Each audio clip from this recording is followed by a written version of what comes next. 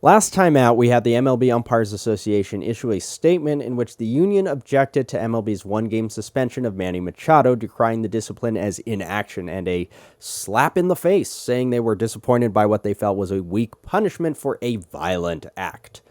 MLB issued a reply to the Umpires Association's tweet.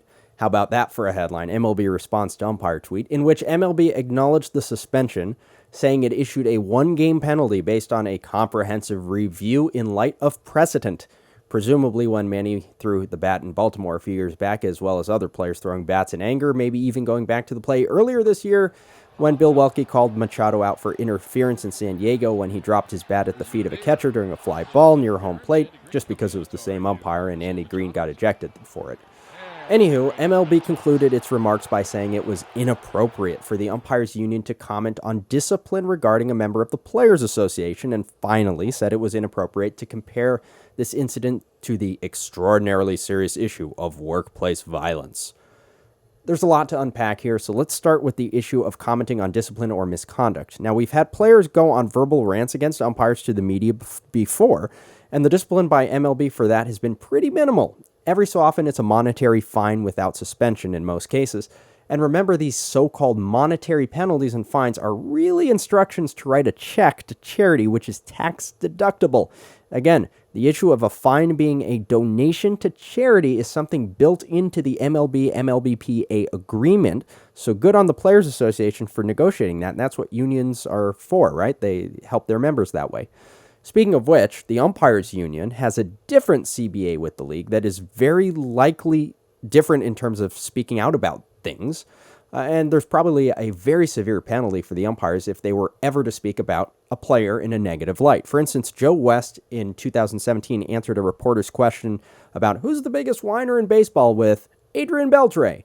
And although Beltre took it as a joke, as did West, MLB nonetheless suspended West 3 games. This was around the time that MLB refused to significantly punish, much less suspend, players for similarly negative comments about umpires, so the umpires protested with the wristband and so on. So that's why the Umpires Union is the one issuing the comment and not an individual umpire. It's to protect the class. Was it appropriate? Probably not. No. Probably as inappropriate to comment on a player as it is for a player to comment on an umpire. Yet as long as the league fails to address the latter, the former remains a viable strategy for the Umpires Union, fighting fire with fire. So here we are. MLBUA and MLB are effectively playing chess. And as much as I'd like Brian Knight to be the umpire involved here, just so I could use his last name, Knight, in connection with the chess analogy, sorry, Brian, if there was an umpire named Bishop, I'd do it to him instead. The greater point is MLBUA's tweet appeared to me, at least, to be a calculated move, and it forced MLB's hand. MLB took it, they responded, and now we have a fun little complication to the CBA negotiations that are going on this year between MLB and umpires. That's right, it's a contract year for the umps. The CBA expires at the end of 2019, so this has a lot to do with that. So, now that that's done, let's talk about workplace violence. That's the other issue. When MLBUA brought it up, MLB had to diffuse it. Let me explain. When the umpires invoked workplace violence, that's something that gets the U.S. Department of Labor involved because it is a federal issue and a federal law. Now, according to the Occupational Safety and Health Administration, workplace violence is violence or the threat of violence against workers. It can occur at or outside the workplace and can range from threats and verbal abuse to physical assaults and homicide. Goodness, that's a wide variety of things. MLB naturally doesn't want the federal government involved. Now, MLB has used its federal antitrust exemption status that goes back to 1922 in defending the lawsuit brought by Angel Hernandez. MLB really doesn't want to lose that exemption that was decided in 1922. Actually, what's funny, or not really funny, but corrupt if you think about it, is MLB's first commissioner, Judge Kennesaw Mountain Landis, oversaw one of the original antitrust suits against organized baseball. And he was the MLB commissioner. Wow. Speaking of Hernandez, remember way back when I first analyzed his lawsuit and said if MLB doesn't take steps to stop umpire abuse, he might have a claim for hostile work environment?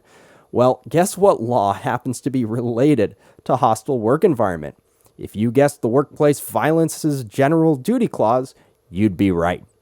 Oddly enough, the 1922 decision in Federal Baseball Club of Baltimore v. National League of Professional Baseball Clubs, what a title, held that baseball was not interstate commerce, so the federal Sherman Antitrust Act did not apply to Major League Baseball. This is where the antitrust exemption for baseball comes in. It's because the court said baseball's not a federal, it's state.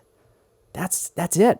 The Supreme Court affirmed an appeals court decision that reversed a trial court's ruling that the AL and NL were jointly liable for violating the Clayton Antitrust Act. This is complicated, which was a 1914 addendum to the 19th century Sherman Act. But the 1922 William Howard Taft Supreme Court said baseball was not subject to either act because baseball did not qualify as interstate commerce and instead played exhibition games that are purely state affairs. Now try to figure out which state is in charge of overseeing baseball, whose offices are in New York, but also in New Jersey, a little bit in California, and they play in many more states throughout the country. There are also internet sales that generate revenue, which, as we know, was a very big thing back in 1922. Maybe players should just confine their umpire abuse to Canada during Blue Jays games.